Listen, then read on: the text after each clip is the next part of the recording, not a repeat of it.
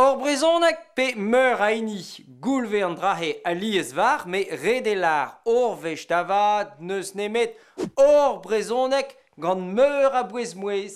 Na zo giz ar soznek ve klevet ba broskoz, ne ket dres am me soan ve klevet ban Texas, nag er BBC ba Londres. Ar galek ve klevet ba Montréal, ne ket ar me soan vi ba Marseille, pe tramant e Bamako er Mali. Gant ar brezonek e ar memeus tra, chinchara on ne beut gerioù, on ne beut troioù lar, hag ar pouez mouez. Ar ger petra da skouer, kiz ma velar e bro leon. Ma l'erioal velar peta, l'erioal roi pera, hag e brovigoud an memeus pea.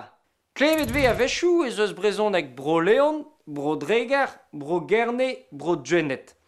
Gwire a neke ken gwir, neke ken skler an traoù.